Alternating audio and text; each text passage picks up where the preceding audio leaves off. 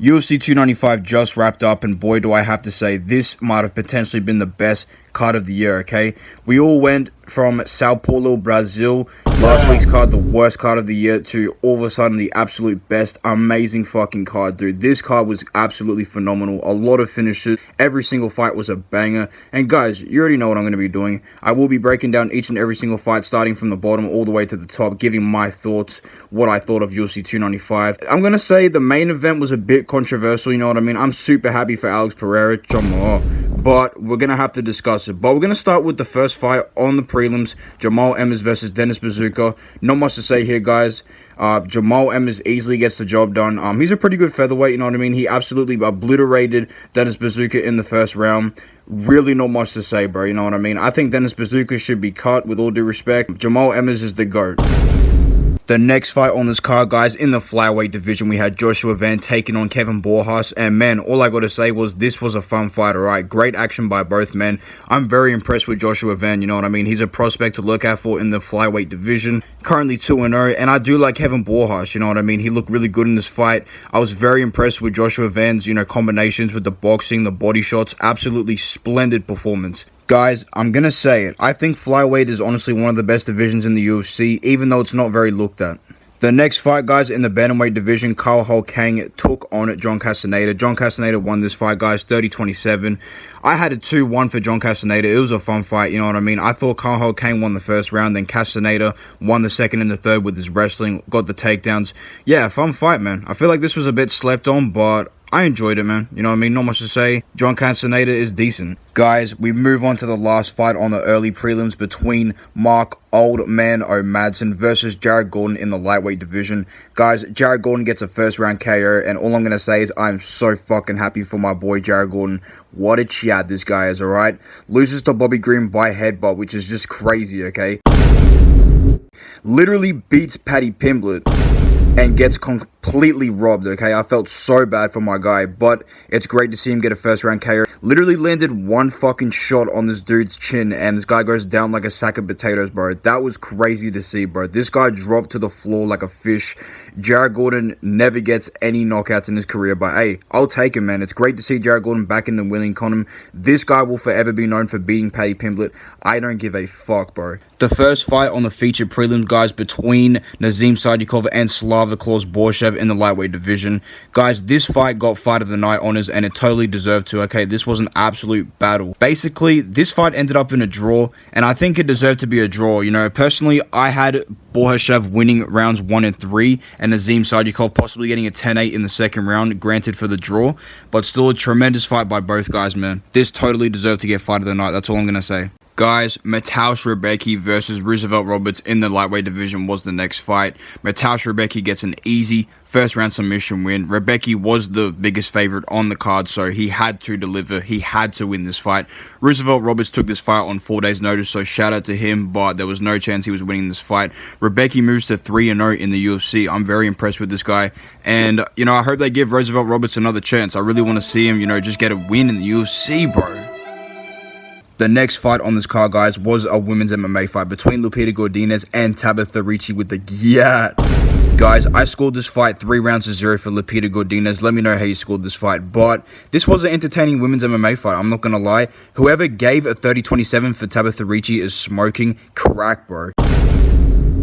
Okay, I don't understand how anyone got that scorecard. Good fight nonetheless, though. Good for Lupita Godinez. The last fight on the featured prelim, guys, was between Stephen Erceg and Alessandro Costa in the flyweight division. Stephen Erceg gets the fight done, gets the win, 29-28 decision win, but I had a feeling that Costa was going to come into this fight a little bit underrated, and he made this fight very competitive, right? I had it 1-1 heading into the third round, and Stephen Erceg had to kind of hold Costa up against the cage to win some, minutes of the round, just to secure the third round. So it was a good performance by Erceg, very competitive fight, you know what I mean? A good scrap by both guys, and I think both of these dudes will be ranked in the future. I really do.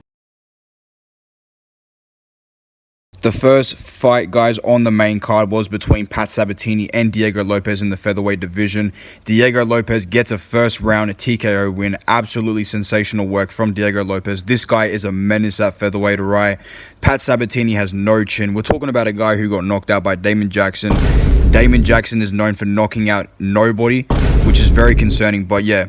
Diego Lopez is a problem, man. I can see Diego Lopez being a top 10 contender in the featherweight division in the future. I'm going to be honest with you guys. You know, he had a great fight with Movsar Evloev, and he's really proven himself ever since then, man. So, Pat Sabatini has no chin. I called this fight, guys. This was an easy fight to predict, you know what I mean? Diego Lopez is a heavy hitter at 145. He's a big guy.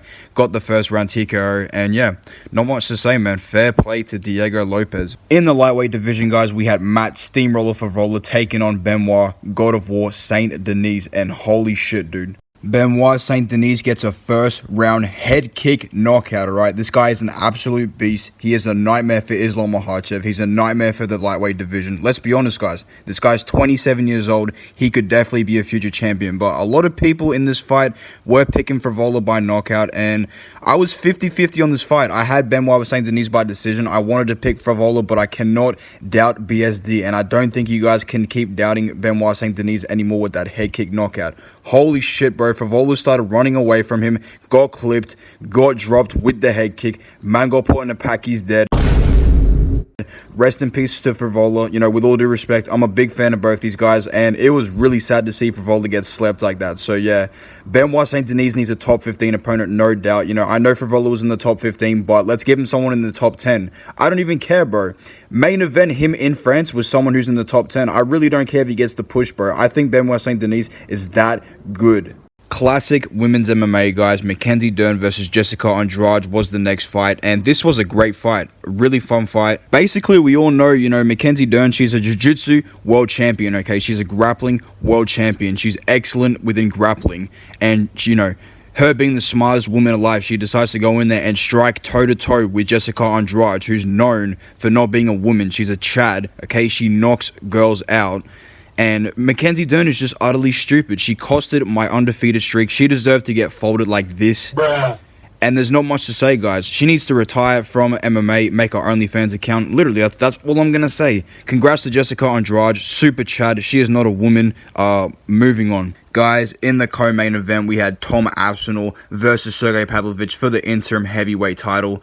After going undefeated on picks on this card, guys, I decided to pick McKenzie Dern and Sergey Pavlovich together, which was a bad mistake. Tom Aspinall proved me wrong, got the first round KO. No one expected, you know, Tom Aspinall to KO Sergey Pavlovich in the first round. That was very impressive. You know, the way that Tom Aspinall moves at heavyweight, you know what I mean, the athleticism, I think this guy could be champion for a long time, you know what I mean? There's a lot of fun matchups, but yeah, I picked Sergey to go in there. I thought he was going to stuff the takedowns of Tom Aspinall, you know what I mean?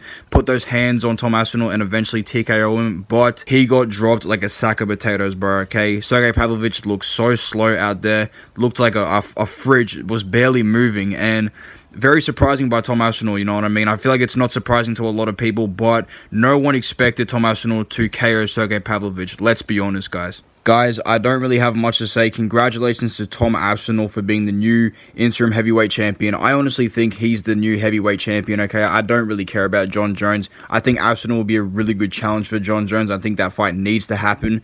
But yeah, super happy for Tom Aspinall, you know what I mean? Even picking against Tom, you know what I mean? It's just great to see him get the belt, bring it back home to England. Salute to all the English people, man. Congratulations once again, Tom Aspinall. Guys, we have finally made it to the main event, alright? Alex Pereira versus Yuri Prochazka. Now, this fight ends with a bit of controversy, okay? Let's be real. Basically, what happens is Alex Pereira drops Yuri Prochazka in the second round with a big left hook. Yuri Prochazka runs right into it, okay? Yuri Prochazka, he never has his right hand on his face to protect his head, if you know what I mean. Always leaves it down at his waist. Therefore, people can chin him, and that's exactly what Alex Pereira did. He chinned him with the classic left hook Time possesses. Basically, before the knockdown happened in the second round, guys, you know, the fight was very even. Both guys were landing shots on each other. Yuri Prochazka tried to mix in the grappling and start wrestling with Pereira. I think he did take him down one time. Pereira got straight back up to his feet. And basically, when the knockdown happened, Yuri Prochazka shoots for a takedown, tries to go for a double leg against the cage. Alex Pereira, you know, with his elbows, starts smashing the side of Yuri Prochazka's head. Guys, let me know if you thought they were back of the head shots, if they were clean or not. But yeah, basically landed a bunch of elbows to the side of the head of Yuri Prochazka. Down goes Yuri Prochazka. Alex Pereira lands in full mount. And this motherfucker Mark Goddard, bro.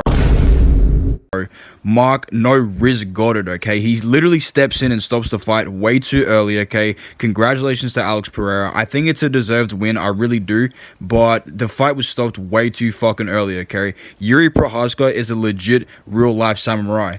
This guy is made to, like, die in the cage.